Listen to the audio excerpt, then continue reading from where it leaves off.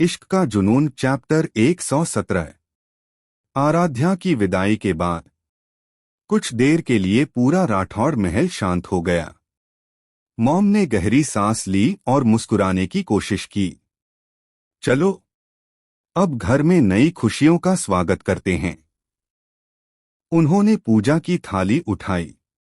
मुख्य द्वार पर रंगोली के बीच कलश रखा गया। पीहू और विहान दरवाजे पर खड़े थे। पीहू की धड़कन तेज थी। वह धीरे से विहान के पास झुककर बोली, सुनिए, अगर कलश ज्यादा दूर चला गया तो जुर्माना तो नहीं लगेगा? विहान ने उसकी तरफ देखा और मुस्कुरा दिया। अभी भी हिसाब किताब? पीहू ने फुसफुसाकर कहा। अरे, नया कलश खरीदना पड़ेगा ना। विहान अपनी हंसी नहीं रोक पाया। मॉम ने दोनों की आरती उतारी। फिर प्यार से बोली, दाहिने पैर से कलश को हल्का सा आगे बढ़ाना बेटा। पीहू ने बहुत सावधानी से पैर बढ़ाया, इतनी सावधानी से कि कलश हिला ही नहीं। सब उसे देखने लगे। पीहू ने धीरे से फिर कोशिश की। इस बार भी कलश बस थोड़ा सा हिला। युवान ने मुस्कुराकर कहा, पीहू, कलश है, कांच का गिलास नहीं। पूरा परिवार हंस पड़ा। पीहू ने मासूमियत से कहा, मैं सोच रही थी कहीं टूट न जाए। इरा हंसते हंसते उसके पास आई। पगली, इसे थोड़ा जोर से आगे बढ़ा। पीहू ने इस बार हल्का सा पैर लगाया। कलश आगे लुढ़क गया। सबने ताली बजाई। अब लाल रंग की थाली सामने रखी गई। पीहू ने अपने पैर उसमें रखे। धीरे धीरे वह घर के अंदर चली। संगमरमर के फर्श पर उसके लाल पदचिन्ह बनते गए। मॉम की आंखों में खुशी चमक उठी। घर में लक्ष्मी के कदम पड़ गए। पीहू झेंप गई। मॉम। तभी उसकी नजर ऊपर लगे बड़े झूमर पर पड़ी। उसने धीरे से नौकर से पूछा, भैया, ये झूमर कितने का होगा? नौकर मुस्कुराया, लगभग 15 लाख रुपए का। पीहू का मुंह खुला का खुला रह गया। 15 लाख? वह तुरंत विहान की तरफ मुड़ी। आज से इस झूमर के नीचे कोई क्रिकेट नहीं खेलेगा। विहान जोर से हंस पड़ा। युवान भी मुस्कुराए बिना नहीं रह सका। इरा ने हंसते हुए कहा, तुझे क्रिकेट की पड़ी है? पीहू बोली, इतने पैसे का है। अगर टूट गया तो मैं पूरी जिंदगी किस्तें भरती रह जाऊंगी। पूरा महल हंसी से गूंज उठा। मॉम ने प्यार से पीहू का हाथ पकड़ा। चलो बेटा, अब पहले मंदिर में भगवान का आशीर्वाद लेते हैं। पीहू और विहान ने साथ में पूजा की।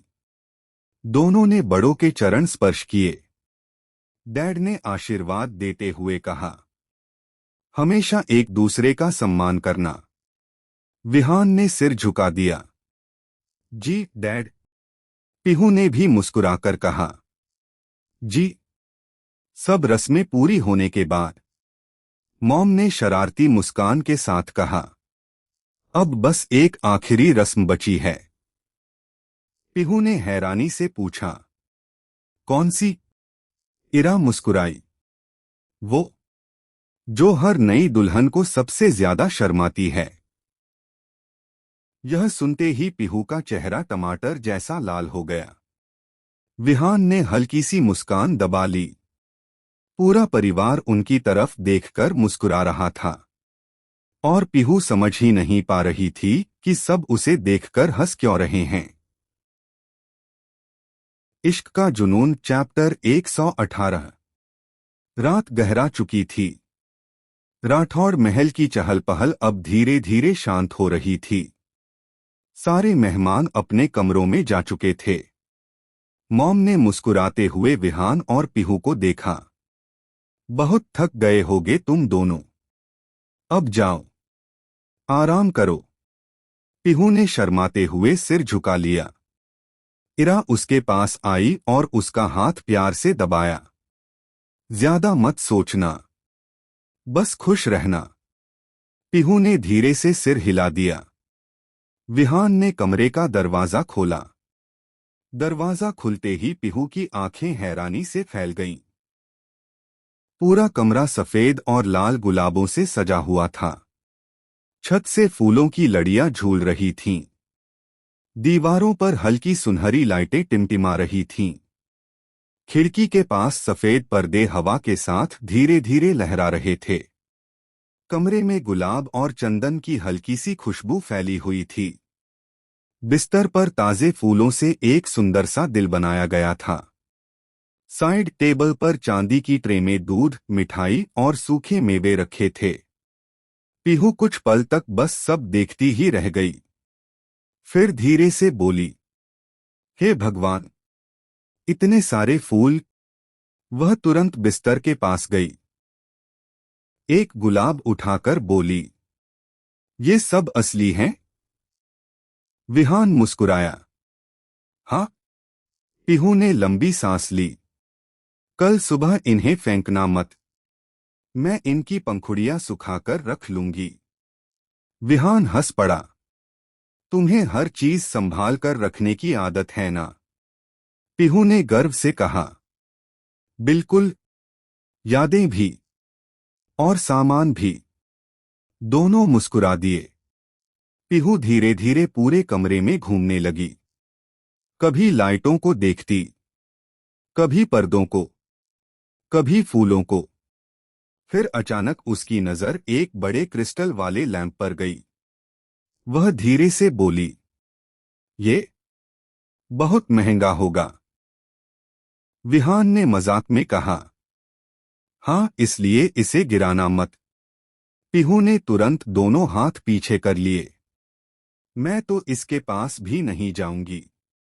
विहान अपनी हंसी नहीं रोक पाया। कुछ पल बाद दोनों खिड़की के पास आकर खड़े हो गए। बाहर चांदनी पूरे महल पर बिखरी हुई थी। हल्की ठंडी हवा कमरे में आ रही थी। विहान ने धीमे से कहा, पीहू, आज से ये कमरा सिर्फ मेरा नहीं, हमारा है। पीहू ने उसकी तरफ देखा। उसके चेहरे पर वही मासूम मुस्कान थी। और एक बात? विहान ने पूछा। क्या? पीहू हंसते हुए बोली, अगर मैं अपनी डायरी यहां रख दूं, तो कोई उसे छुएगा तो नहीं? विहान मुस्कुराया। नहीं, लेकिन उसमें मेरा नाम अच्छे से लिखना। पीहू ने शरारत से कहा। पहले देखूंगी। पति कैसे हो? विहान ने हंसते हुए सिर हिलाया। अच्छा, तो अब मेरी भी परीक्षा होगी? पीहू ने मुस्कुराकर जवाब दिया। पूरी जिंदगी। दोनों की हंसी कमरे में गूंज उठी। बाहर चांद चमक रहा था और राठौड़ महल में एक नई जिंदगी की शुरुआत मुस्कुराहटों के साथ हो रही थी। इश्क का जुनून चैप्टर 119। अगली सुबह राठौड़ महल में एक नई रौनक थी। शादी की थकान के बाद भी घर में सभी के चेहरे पर मुस्कान थी। पीहू उनीदी आंखों से नीचे आई। जैसे ही उसने किचन में कदम रखा, मॉम मुस्कुराईं। गुड मॉर्निंग बेटा, आज तुम्हारी पहली रसोई है। पीहू की आंखें एकदम गोल हो गईं। मेरी? मॉम हंस पड़ी। हाँ, तुम्हारी। घबराना मत, हम सब हैं। तभी इरा भी किचन में आ गई। उसने मुस्कुराकर कहा, चल, आज मैं तेरी असिस्टेंट हूं। पीहू ने राहत की सांस ली। बच गई। मॉम ने कहा, आज कुछ मीठा बनाना शुभ माना जाता है। पीहू ने धीरे से पूछा, क्या बनाओ? इरा बोली, खीर बना लेते हैं। पीहू ने तुरंत सिर हिला दिया। ठीक है, लेकिन अगर नमक पड़ गया तो? इरा खिलखिलाकर हंस पड़ी। मैं हूं ना। दोनों साथ मिलकर खीर बनाने लगीं। इरा उसे हर चीज प्यार से समझाती जा रही थी। पहले दूध उबाल, अब चावल डाल, अब धीरे धीरे चलाती रह। पीहू पूरी ईमानदारी से सब करती जा रही थी। तभी विहान चुपचाप किचन के दरवाजे पर आकर खड़ा हो गया। वह मुस्कुराते हुए दोनों को देखने लगा। पीहू का पूरा ध्यान खीर में था। अचानक उसने बिना पीछे देखे कहा, इरा, जरा चीनी देना। पीछे से विहान ने चीनी का डिब्बा आगे कर दिया। पीहू ने डिब्बा ले लिया। Thank you. 2 सेकंड बाद उसे एहसास हुआ। वह झट से पलटी। अरे, आप? विहान मुस्कुरा रहा था। जी मैं। पीहू ने नकली गुस्से में कहा। आप चुपचाप क्यों खड़े थे? विहान बोला। देख रहा था, मेरी पत्नी पहली बार रसोई में कैसी लग रही है। पीहू शर्मा गई। इरा दोनों को देखकर मुस्कुरा रही थी। तभी युवान भी अंदर आया। उसने खीर की खुशबू ली। लगता है आज कुछ अच्छा बनने वाला है। पीहू तुरंत बोली, अभी बनी भी नहीं, पहले टेस्ट मत करिएगा। युवान ने गंभीर चेहरा बनाकर कहा। डर गई क्या? पीहू धीरे से बोली। थोड़ा। युवान के होठों पर हल्की मुस्कान आ गई। जो इरा ने सिखाया है वो खराब हो ही नहीं सकता। इरा ने युवान की तरफ देखा। दोनों मुस्कुरा दिए। कुछ देर बाद खीर तैयार हो गई। पीहू ने कांपते हाथों से सबसे पहले भगवान को भोग लगाया। फिर मॉम, डैड, युवान, इरा और विहान को परोसी। सभी ने एक एक चम्मच खाई। कुछ पल के लिए सब चुप रहे। पीहू की धड़कन तेज हो गई। कैसी बनी? मॉम मुस्कुराई। बहुत अच्छी। डैड ने सिर हिलाया। बिल्कुल घर जैसी मिठास है। युवान ने मुस्कुराकर कहा। अब समझ आया, विहान ने शादी करने की इतनी जल्दी क्यों की। पूरा किचन हंसी से गूंज उठा। विहान ने मुस्कुराकर कहा, भैया, आज मुझे मत छेड़िए। पीहू ने चम्मच आगे बढ़ाते हुए कहा, एक चम्मच और लीजिए।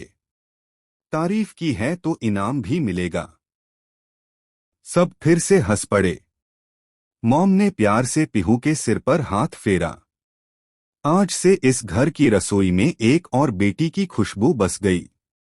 पीहू की आंखें खुशी से चमक उठीं।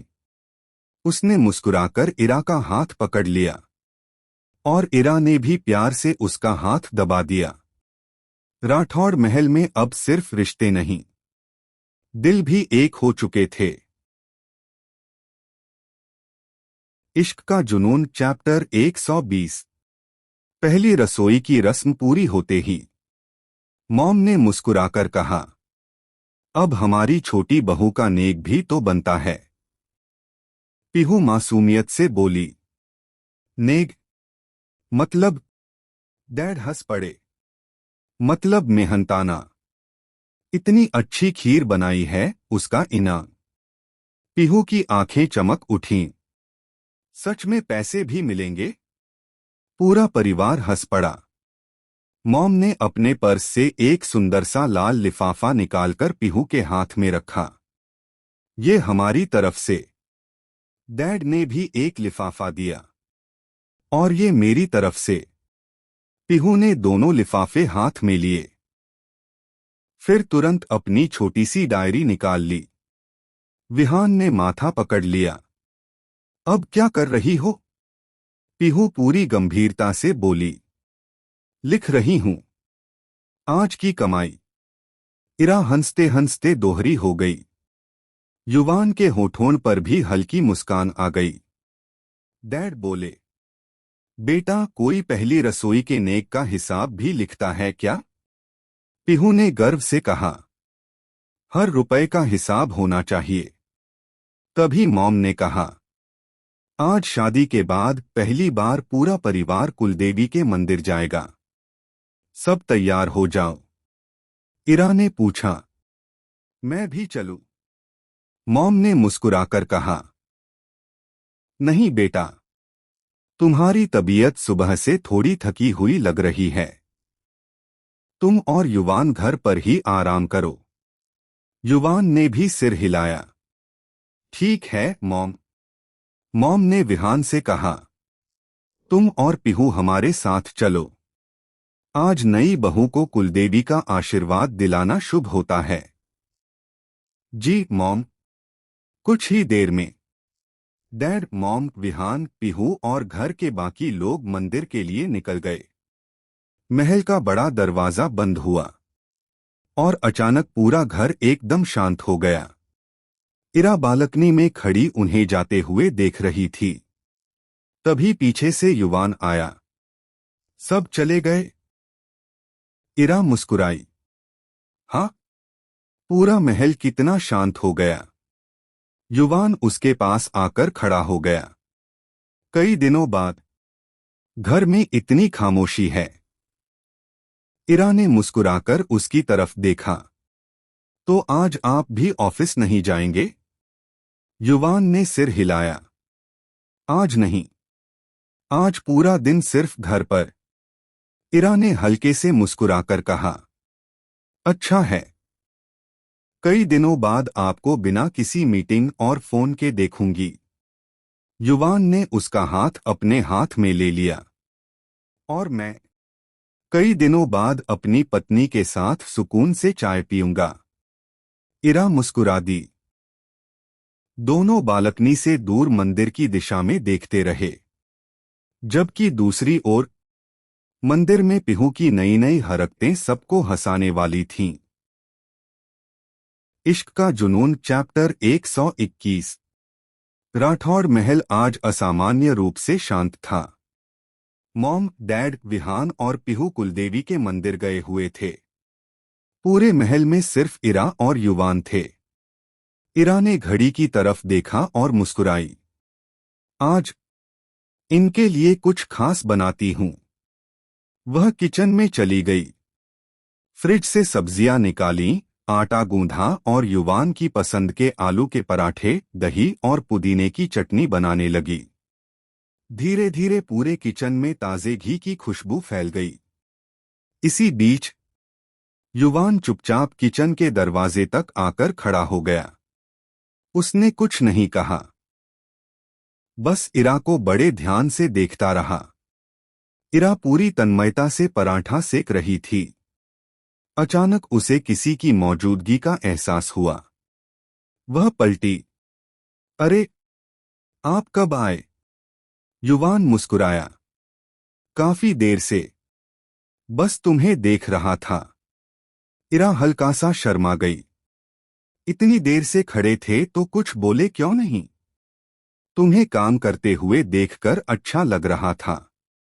इरा ने मुस्कुराकर प्लेट में गरम गरम पराठा रखा। बस हो गया। आज पहले आप चखिए। युवान किचन के बीच तक आ गया। इरा ने पराठे का छोटा सा टुकड़ा तोड़ा, उस पर थोड़ा सा मक्खन लगाया और उसकी तरफ बढ़ाया। लीजिए। युवान ने एक कौर खाया। कुछ पल तक कुछ नहीं बोला। इरा घबरा गई। कैसा बना है? युवान ने मुस्कुराकर कहा, अगर मैं रोज घर पर रहूं तो सिर्फ इसी खाने के लिए। इरा खिलखिलाकर हंस पड़ी। इतनी भी तारीफ मत कीजिए। ये तारीफ नहीं, सच है। किचन के बीच रखी मजबूत ऊंची काउंटर टेबल के पास खड़े खड़े युवान ने धीरे से इरा का हाथ थाम लिया। इतनी देर से खड़ी हो, थक गई होगी। उसने प्यार से इरा को काउंटर के किनारे आराम से बैठा दिया ताकि उसे थोड़ी राहत मिले। इरा मुस्कुराकर उसे देखने लगी। अब युवान ने प्लेट उसकी ओर बढ़ाई। अब शेफ भी खाना खाएगी। इरा ने हंसते हुए एक छोटा सा कौर लिया। फिर उसी प्लेट से एक कौर तोड़कर युवान की तरफ बढ़ाया। अब आपकी बारी। दोनों एक दूसरे को हंसते हुए छोटे छोटे कौर खिलाने लगे। किचन में कोई शोर नहीं था, सिर्फ उनकी हंसी और बर्तनों की हल्की सी आवाज। खाना खत्म होने के बाद इरा ने मुस्कुराकर पूछा, सच सच बताइए, सबसे अच्छा क्या लगा? युवान ने बिना देर किए जवाब दिया, खाना। फिर उसकी आंखों में देखते हुए बोला, या शायद उसे बनाने वाली। इरा के गाल गुलाबी हो गए। उसने मुस्कुराते हुए हल्के से कहा, आप भी ना।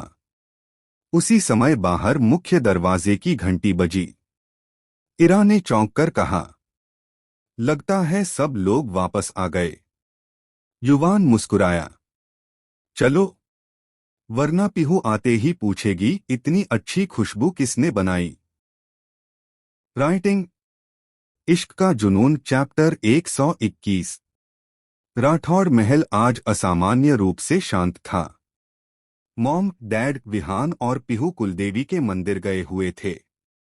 पूरे महल में सिर्फ इरा और युवान थे। इरा ने घड़ी की तरफ देखा और मुस्कुराई, आज इनके लिए कुछ खास बनाती हूं। वह किचन में चली गई। फ्रिज से सब्जियां निकालीं, आटा गूंधा और युवान की पसंद के आलू के पराठे, दही और पुदीने की चटनी बनाने लगी। धीरे धीरे पूरे किचन में ताजे घी की खुशबू फैल गई। इसी बीच युवान चुपचाप किचन के दरवाजे तक आकर खड़ा हो गया। उसने कुछ नहीं कहा, बस इरा को बड़े ध्यान से देखता रहा। इरा पूरी तन्मयता से पराठा सेक रही थी। अचानक उसे किसी की मौजूदगी का एहसास हुआ।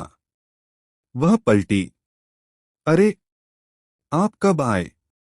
युवान मुस्कुराया, काफी देर से, बस तुम्हें देख रहा था। इरा हल्का सा शर्मा गई। इतनी देर से खड़े थे तो कुछ बोले क्यों नहीं? तुम्हें काम करते हुए देखकर अच्छा लग रहा था। इरा ने मुस्कुराकर प्लेट में गरम गरम पराठा रखा। बस हो गया, आज पहले आप चखिए। युवान किचन के बीच तक आ गया। इरा ने पराठे का छोटा सा टुकड़ा तोड़ा, उस पर थोड़ा सा मक्खन लगाया और उसकी तरफ बढ़ाया। लीजिए। युवान ने एक कौर खाया। कुछ पल तक कुछ नहीं बोला। इरा घबरा गई। कैसा बना है? युवान ने मुस्कुराकर कहा, अगर मैं रोज घर पर रहूं तो सिर्फ इसी खाने के लिए। इरा खिलखिलाकर हंस पड़ी। इतनी भी तारीफ मत कीजिए, ये तारीफ नहीं, सच है। किचन के बीच रखी मजबूत ऊंची काउंटर टेबल के पास खड़े खड़े युवान ने धीरे से इरा का हाथ थाम लिया। इतनी देर से खड़ी हो, थक गई होगी। उसने प्यार से इरा को काउंटर के किनारे आराम से बैठा दिया ताकि उसे थोड़ी राहत मिले। इरा मुस्कुराकर उसे देखने लगी। अब युवान ने प्लेट उसकी ओर बढ़ाई। अब शेफ भी खाना खाएगी। इरा ने हंसते हुए एक छोटा सा कौर लिया। फिर उसी प्लेट से एक कौर तोड़कर युवान की तरफ बढ़ाया। अब आपकी बारी। दोनों एक दूसरे को हंसते हुए छोटे छोटे कौर खिलाने लगे। किचन में कोई शोर नहीं था, सिर्फ उनकी हंसी और बर्तनों की हल्की सी आवाज। खाना खत्म होने के बाद इरा ने मुस्कुराकर पूछा, सच सच बताइए, सबसे अच्छा क्या लगा? युवान ने बिना देर किए जवाब दिया, खाना। फिर उसकी आंखों में देखते हुए बोला, या शायद उसे बनाने वाली। इरा के गाल गुलाबी हो गए। फिर युवान शरारत से उसको अपने क्रिब खींचता है और उसके होठों पर अपने हॉट आर के एच देता है। FIR उसकी ब्लाउज की डोरी खोल देता है और ब्लाउज के एंड अपना हाथ दल के ब्रियास्ट दबा देता है। ईरा की सेज तेज हो चुकी थी। वह कुछ बोलती युवान ने उसको होठों पे उंगली की और खा संत और उससे उठा के कमरे में ले आता है और उसे दीवार से सारा उसकी सारी निकल फेंकता है। एफआईआर उसका ब्लाउज और अपने हाथ नीचे ले जाता है। ईरा की सेज अब और तेज होने लगी। वह अपना हाथ एफआईआर मेन पार्ट PRR के एच देता है और फॉर प्ले करने LGTA है। ईरा की आहें निकलने LGTI है और वाह आम वायु बस ना वाह उससे लिपट जाती है। युवान अपनी शर्ट पे ईरा के हाथ खता है। खोलो। ईरा यूज खोल देती है और शर्ट निकल देती है। एफआईआर दोनों बैड पार होते हैं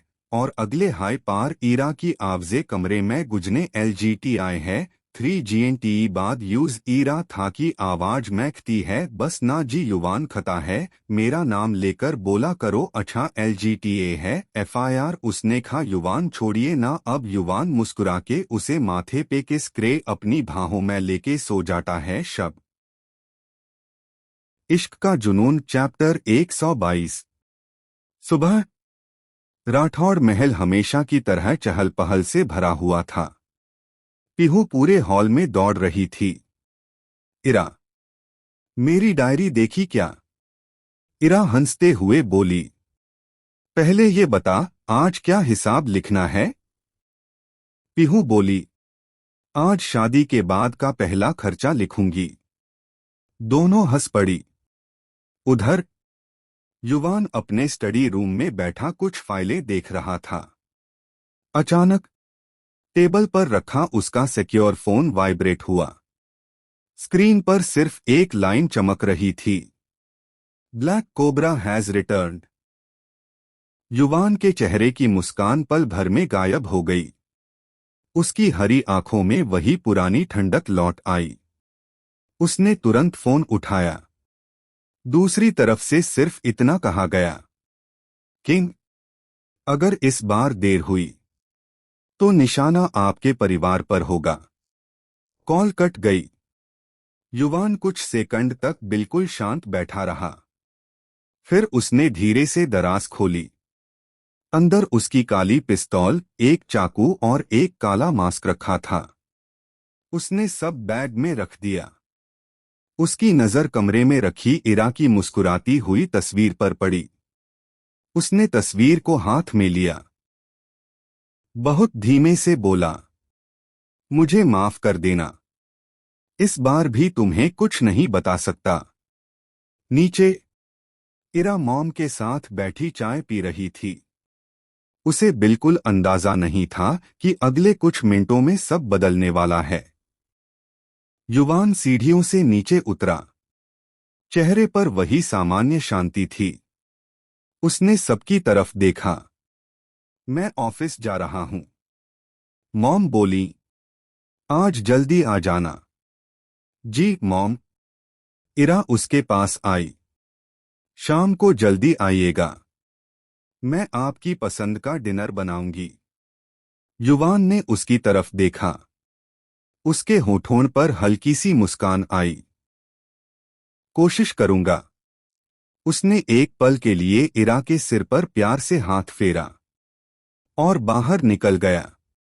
लेकिन ऑफिस की तरफ जाने के बजाय उसकी काली कार शहर छोड़कर सुनसान हाईवे की ओर मुड़ गई। कुछ किलोमीटर दूर 3 काली SUV पहले से उसका इंतजार कर रही थीं। युवान कार से उतरा। काले कपड़ों में खड़े उसके खास लोग एक साथ सिर झुकाकर बोले, किंग। युवान ने सिर्फ एक शब्द कहा, चलो। चारों गाड़ियां तेज रफ्तार से अज्ञात दिशा में निकल गईं। शाम के 7 बजे इरा ने डाइनिंग टेबल पर युवान की पसंद का खाना सजा दिया। 8 बजे, 9 बजे, 10 बजे, लेकिन युवान नहीं आया। इरा ने फोन मिलाया। Switched off. उसने फिर मिलाया। फिर हर बार वही जवाब। अब उसकी मुस्कान गायब हो चुकी थी। उसने विहान की तरफ देखा। विहान, इनका फोन बंद क्यों आ रहा है? विहान भी चौंका। उसने भी कॉल मिलाया, लेकिन वही स्विच्ड ऑफ। उसने कुछ नहीं कहा, बस उसकी आंखों में एक पल के लिए चिंता की हल्की सी लकीर उभरी। उसने मन ही मन सोचा, भैया, क्या ब्लैक मिशन शुरू हो गया? और उसी पल सैकड़ों किलोमीटर दूर घने जंगल के बीच युवान की काली एसयूवी एक सुनसान ठिकाने के सामने आकर रुकी। युवान धीरे से बाहर उतरा। उसने काला मास्क पहना और उसकी हरी आंखों में अब सिर्फ एक ही चीज थी, मौत का सन्नाटा।